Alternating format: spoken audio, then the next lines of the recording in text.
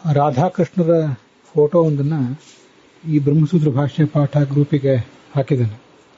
ಅದು ಯಾಕೆ ಹಾಕಿದ್ದೇನೆ ಅಂತ ಎಲ್ಲಿಗೂ ಕೂಡ ಗೊತ್ತಾಗದೇ ಇರಬಹುದು.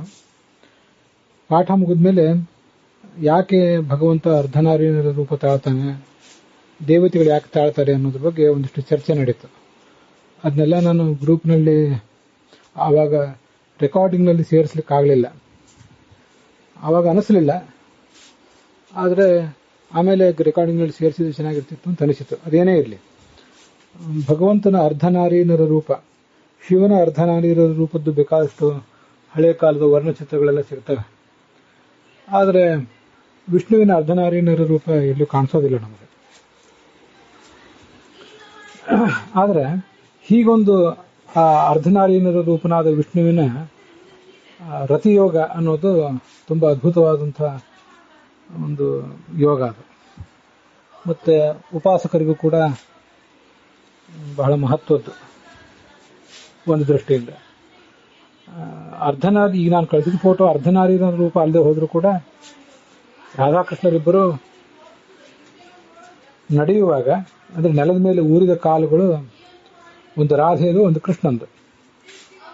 ಮತ್ತೆ ಮೇಲೆ ಕೊಳಲು ಊದ್ತಾ ಇರುವಾಗ ಆ ಕೈಗಳೇನಿವೆ ಅದು ಒಂದು ಕೃಷ್ಣಂದು, ಒಂದು ರಾಧೆದು. ಹೀಗೆ 4 ಕೈಗಳು ಮತ್ತೆ 4 ಕಾಲುಗಳು. 4 ಕೈಗಳಲ್ಲಿ 2 ಕೈಗಳಿಂದ ಕೃಷ್ಣನ ಒಂದು ಕೈಯಿಂದ ರಾಧೆಯ ಒಂದು ಕೈಯಿಂದ ಕೊಳಲು ಊದ್ತಾ ಇದ್ದಾರೆ. ಕೃಷ್ಣನ ಮತ್ತೊಂದು ಕೈ ಮತ್ತು ರಾಧೆಯ ಮತ್ತೊಂದು ಕೈ ಪರಸ್ಪರ ಆಲಂಗಿಸಿಕೊಂಡಿವೆ. ಕೃಷ್ಣನ ಒಂದು ಕಾಲು ಮತ್ತು ರಾಧೆಯ ಒಂದು ಕಾಲು ಸೊಂಟದ ಮೇಲಿದೆ. ಕೃಷ್ಣನ ಮತ್ತೊಂದು ಕಾಲು, ರಾಧೆಯ ಮತ್ತೊಂದು ಕಾಲು ನೆಲದ ಮೇಲಿವೆ. ಇದು ಅಂಥದ್ದೊಂದು ಅತ್ಯುತ್ತಮವಾದಂತಹ ರತಿಭಂಗಿ ಅಂತಲೇ ನಾವು ತಿಳ್ಕೋಬಹುದು. ಹೀಗೆ ಭಗವಂತ ಭಗವತಿ ಹಾಗೆ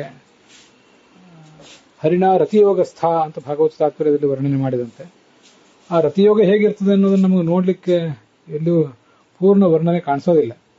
ಆದರೂ ಅದಕ್ಕೆ ಸಮೀಪವಾದಂಥ ಒಂದು ವರ್ಣನೆ ಇದು. ಅರ್ಧನಾರೀನ ರೂಪ ಖಂಡಿತ ಅಲ್ಲ.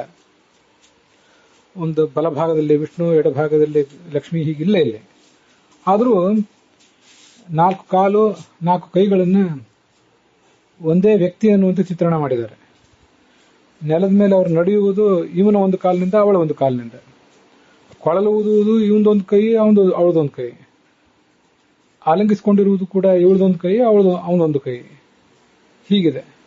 ಆದ್ರಿಂದ ಅವರ ಆ ರತಿಯೋಗದ ವೈಭವವನ್ನು ನಾವು ಊಹೆ ಮಾಡಲಿಕ್ಕೆ ಸ್ವಲ್ಪ ಇದು ಹೀಗೆ ಸೂಚಕ ಆಗಬಹುದು. ಅದಕ್ಕಾಗಿ ಇದನ್ನು ಕಳಿಸಿದ್ದೇನೆ.